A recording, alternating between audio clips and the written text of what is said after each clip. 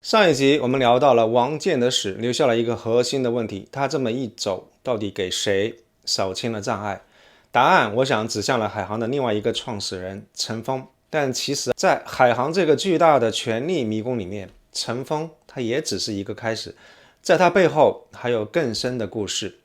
想要真正看懂王建为什么非死不可，陈峰为什么能赢，还有海航这个上万亿的商业帝国到底是怎么样从零开始，又怎么样轰的一声就坍塌了，我们必须要解开它最底层的那个政商权力的密码。而这个密码就是陈峰和他生命里面最重要的那个贵人，中国的前国家副主席王岐山，他们之间那样一段长达30年，几乎贯穿了中国改革开放历史的隐秘往事。今天我们就来当一回历史的侦探，沿着王岐山的仕途轨迹，给您画一幅海航的权力地图。你会发现，海航的每一次关键起飞，每一次死里逃生，都跟这样一只看不见的权力的手巧合到了惊人的地步。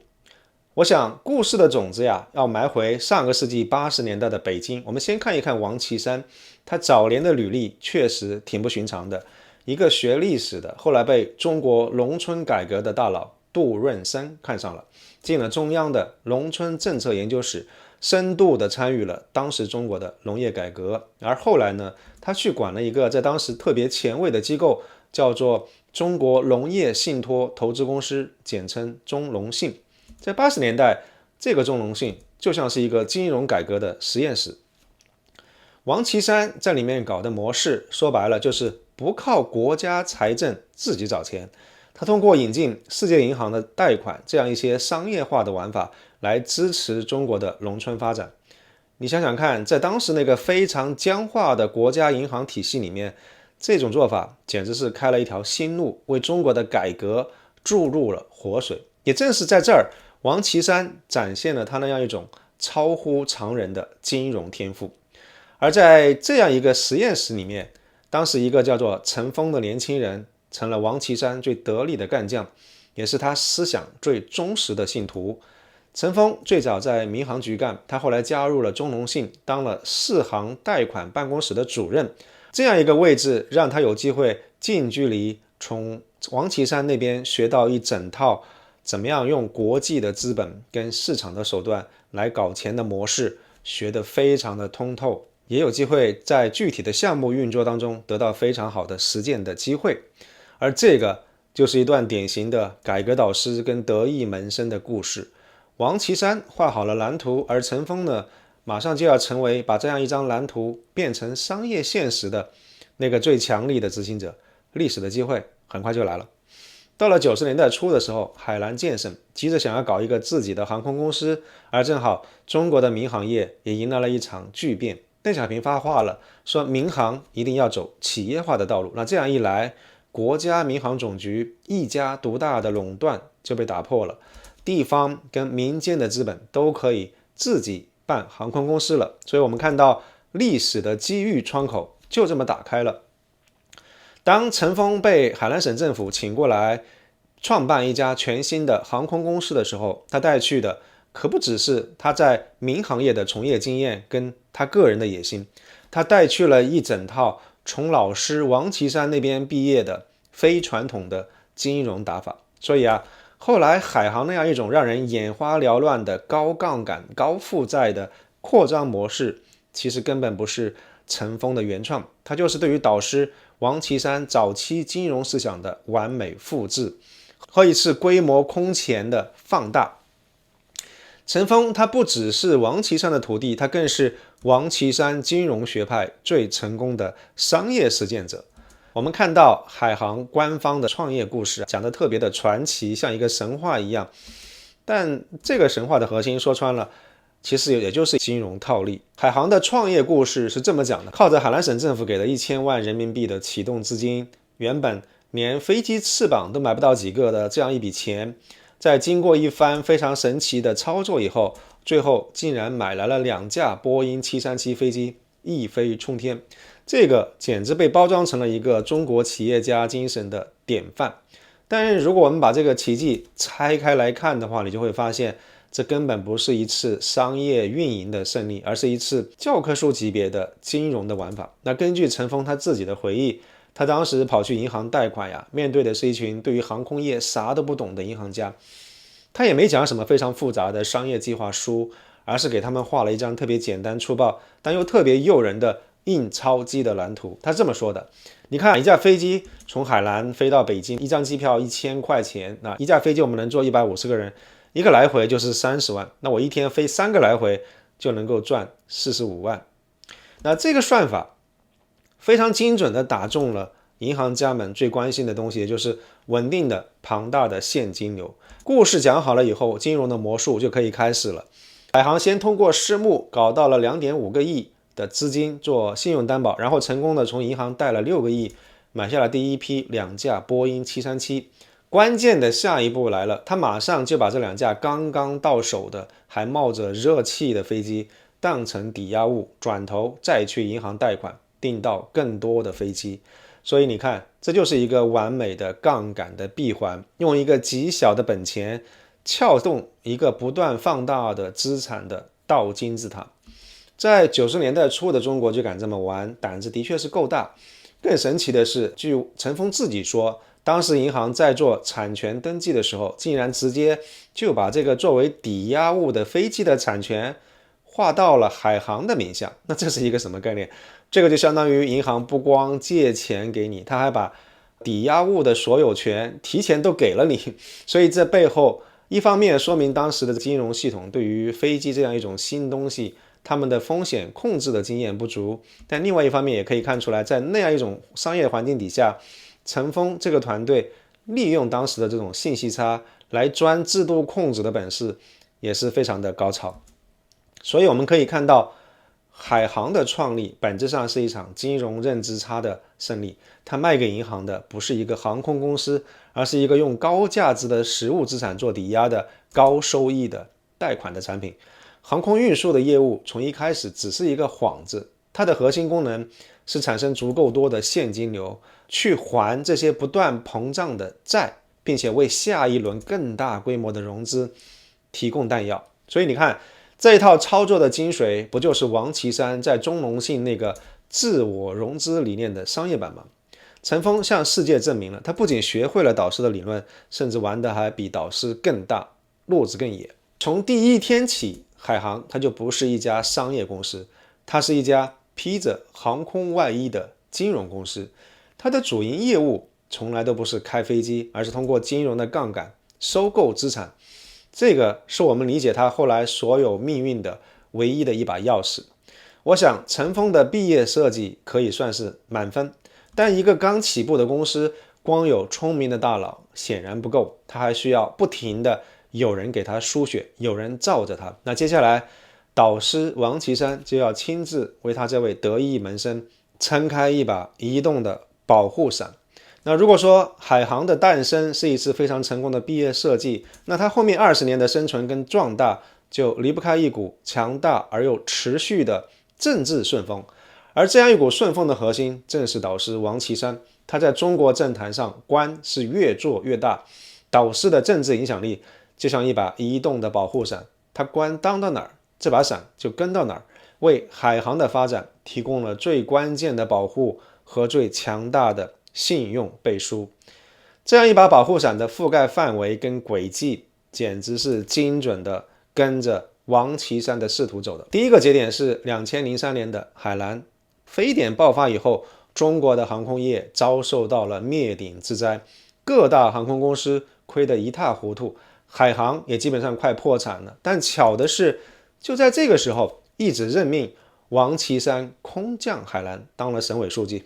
你说这个事儿咋就能这么巧呢？对于海航来说，这已经不是一个巧合了，这个简直就是天降神兵。那个最懂他也最有能力挽救他的人，竟然会空降成了这片土地的一把手。更何况没过多久，王岐山又高升当了北京市长。那这样一种强大的无形的政治资本，让海南的这个地方官员有足够的动机去救海航这样一张海南省的名片。所以我们看到了一个毫不意外的结果，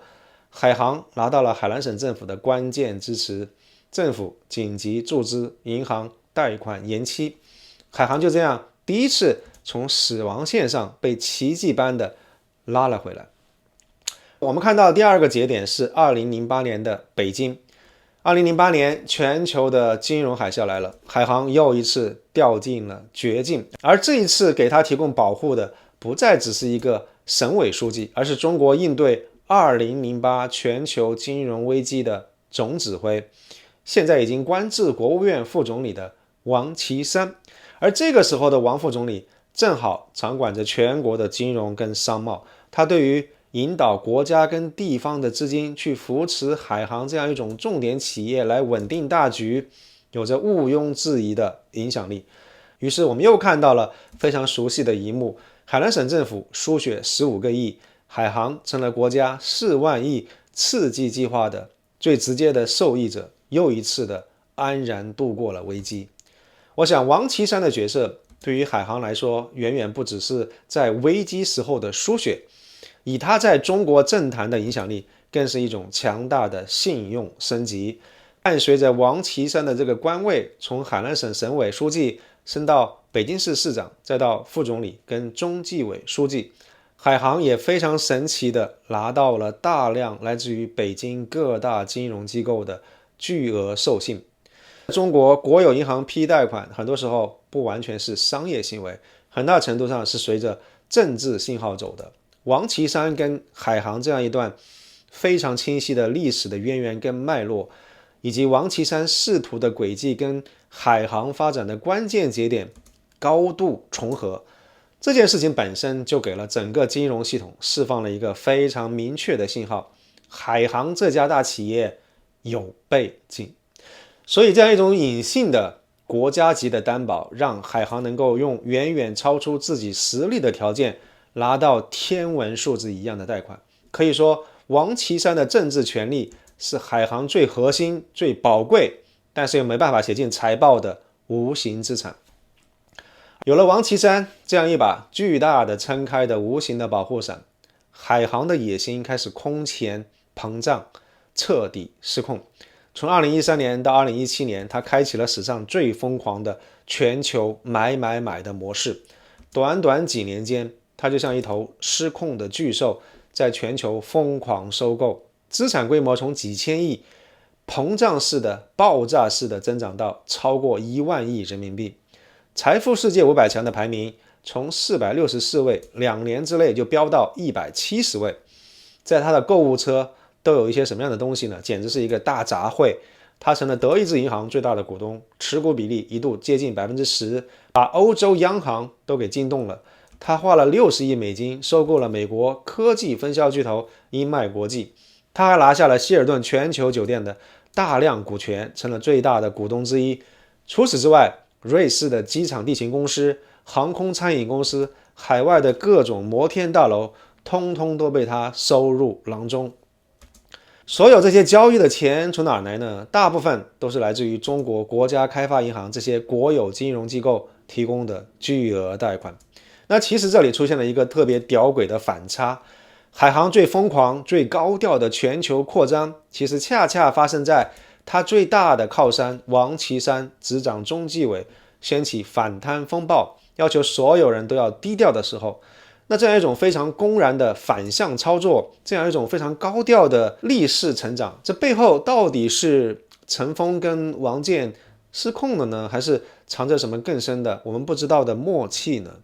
但是不管怎么说都好，这样一场疯狂收购的背后到底是一个什么样的东西呢？表面上来看，好像是迎合了当时中国政府鼓励的企业走出去搞一带一路的战略，但是他玩的那么激进，财务的风险那么大，其实早就超出了正常商业的范畴。在我看来，一个更有说服力的分析就是海航的全球并购其实是一场精心策划的高风险的政治跟金融的赌博，它的核心策略可以叫做资产的人质化。那具体怎么说呢？就是利用海航在国内能够轻易搞到的无限供应的国内的贷款，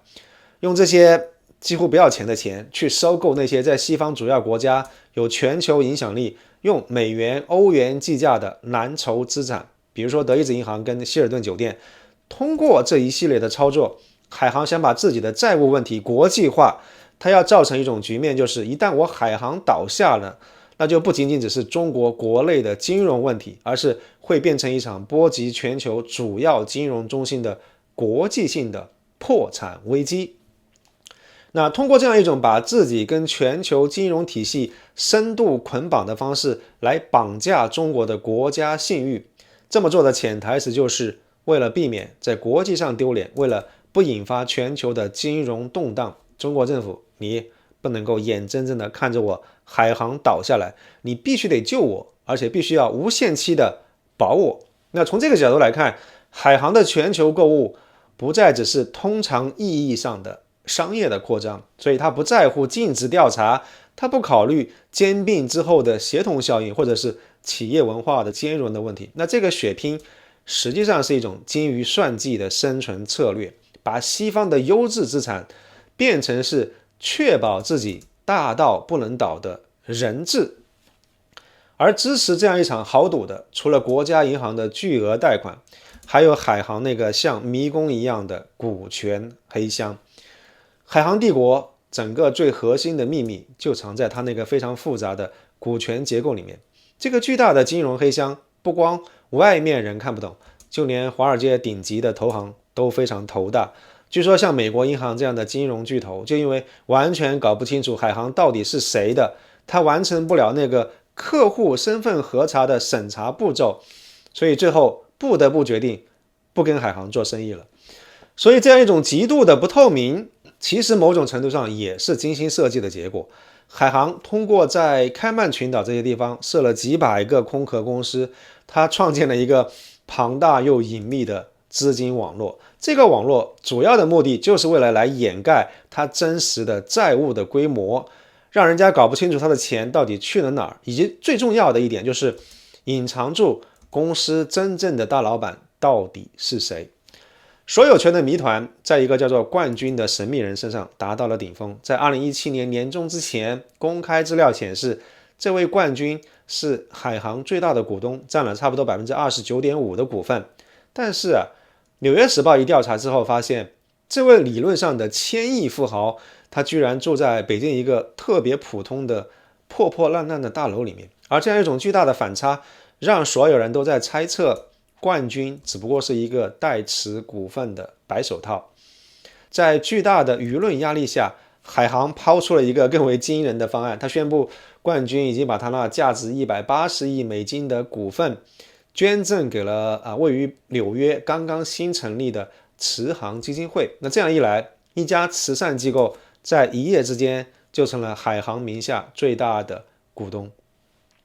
但是海航的 CEO 谭向东后来却对《金融时报》亲口承认，冠军只是替我们持有股份，这样一种非常愚蠢的前后矛盾的解释，彻底摧毁了海航的信誉。一个负债累累的商业帝国，一夜之间变成了一个由慈善机构控制的公益实体，而这样一层慈善的外衣是海航不透明策略的顶层设计。他本来想利用一个看起来非常高尚的结构，一劳永逸的终结外界关于他真实老板的追问，但是这样一个史无前例的把巨额商业资产封装进一个几乎零透明度的慈善黑箱的骚操作，非但没有能够平息外界的质疑，反倒因为逻辑上的荒诞跟法律上的疑点引爆了更猛烈的风暴，并且最终成为了压倒自己的最后一根稻草。海航试图用纽约的这个慈航基金会来解决所有权的危机，这个被证明是一场灾难级别的误判。这个非常愚蠢的操作让本来应该保护它的外衣反倒成了一个吸引全球火力的致命弱点。那媒体是怎么样发现的呢？通过一份可以被公开查到的文件，这个慈航基金会给美国税务局提交的报税表。报税文件显示，这个基金会刚刚成立的时候完全就是个空壳，总资产是0，总收入是0，没有任何慈善活动的记录，而他的董事之一是海航的高管。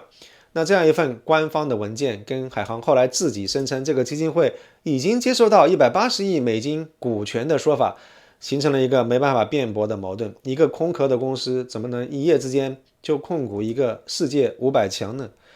所以这样一种反常的事情立刻引起了美国监管机构的注意。纽约州的总检察长办公室就要求慈航基金会注册，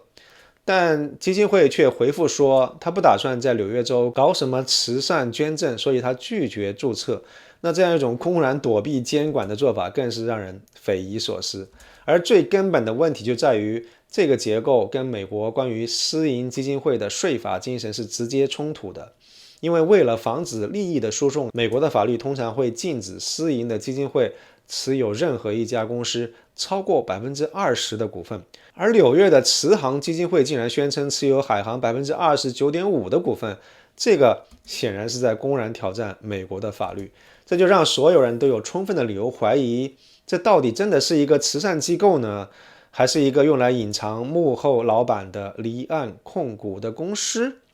所以回过头来看，海航的决策者们好像当时非常天真的以为，只要给这个公司贴上了慈善的标签，就能够躲过严格的监管跟审查，但结果适得其反。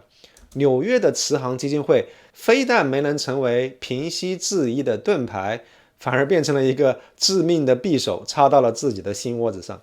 他为全世界的记者、律师跟监管机构提供了一个非常完美的法律的抓手。人们就是从拉扯这样一根线开始，最终将海航精心编织的所有权的伪装彻底的撕开了。还记得我们之前的视频讲释永信的时候，提到尘封的悲剧，以血淋淋的事实来证明慈善基金会这样一种东西，海航玩不转，根本没有办法对抗国家的强大意志。他在澳大利亚的宗教基金会也被当地政府重锤之后，就迫使释永信放弃幻想，去梵蒂冈寻找一个真正能够让他摆脱海外潜在风险的剧本。海航似乎相信，只要他变得足够大、足够的国际化，把他自己跟全球的金融体系深度捆绑，就能够拿到一个大到不能倒的终极的护身符。但他忽视了最重要的一点，就是他的根基，他那样一段跟权力的隐秘的关系，其实是非常脆弱的。那如果说海航自身的财务跟股权的问题是早就埋好的炸药，那么2017年一个流亡海外的商人郭文贵则亲手点燃了这样一根引信，他成功的把一个财经的话题催化成了一场直指中国最高层政治核心的丑闻。从2017年初开始，郭文贵利用海外的社交媒体发动了一系列核弹级的指控，核心论点无外乎海航集团它不是普通的民营企业，而是当时中纪委书记王岐山跟他家族的秘密金库。我们在这里不去纠结这些指控的真假，而是看一看它产生的客观的实际的效果。郭文贵用耸人听闻但是又细节非常丰富的叙事，把王岐山、陈峰、冠军、海航之间原本非常隐秘的联系强行公开化、政治化、丑闻化，这个迫使中共最高层再也没办法对此事保持沉默。这样一场爆料的杀伤力之所以非常巨大，是因为它直接冲击了当时中国政治的核心议程。王岐山当时正在领导一场声势浩大的反腐败运动，而郭文贵的指控恰恰是把这样一个反腐沙皇本人描绘成了最大的腐败者。那这样一种指控无论真假，都对于反腐运动的正当性跟整个领导集体的公信力构成了致命的威胁。所以这个时候，海航的危机就变成了一头真正的灰犀牛，一个体量巨大、风险显而易见但却被长期忽视的问题。在正常的情况底下，其实官方有可能想办法让他安安静静的软着陆，但是在郭文贵高调爆料之后，彻底打破了这样一种可能性。他把一个本来可以内部消化的金融难题变成了一个必须要立即公开高调处理的政治危机，这个就迫使最高领导层面临一个非常残酷的选择，是力保王岐山个人，还是牺牲掉海航来维护整个政治体系的稳定。从后来的结果来看，他们显然是选择了前者。所以这样一场信息战的杀伤力实际上是非常致命的，把一个商业问题变成了一个政治丑闻。王岐山与海航的这段关系一夜之间从海航最宝贵的资产变成了双方都急着要摆脱掉的政治负资产。切割从这里开始了。2017年6月，中国银监会一道指令切断了海航的银行贷款。像美国银行、花旗银行这些顶级的投行，早就因为搞不清楚海航到底是谁，以合规风险为由终止了跟海航的业务。这个直接切断了海航在国际上的融资生命线，紧跟着国内的银行也开始收紧贷款。就这样一把跟了陈峰20多年的保护伞，在海航最需要它的时候被猛的一下子收了起来，引擎熄火了，自由落体开始了。而就在这样一架失控下坠的飞机上，还坐着我们上一季视频的主角王健。王岐山与陈峰这样一对曾经的改革者与得意门徒，他们之间的私人关系曾经成就了海航，但也最终注定了他们的悲剧。如果用一个比喻来总结的话，就是王岐山他是那个画风筝的人，他设计了图纸，他放出了引线，而陈峰呢，就是那只风筝，他借着东风飞上了云端，但最后当风暴来临的时候，那个放出风筝的人也可以毫不犹豫地剪断手中的风筝的线。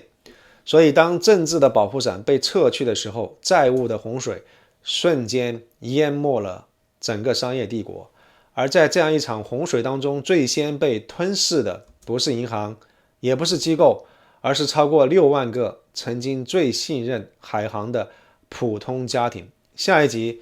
我们将会倾听他们的血泪故事，揭示海航万亿债务背后那样一场针对普通人的浩劫和完美的收割。非常感谢您的收看，我是艾森，不要忘了订阅我的频道，我们下集再见。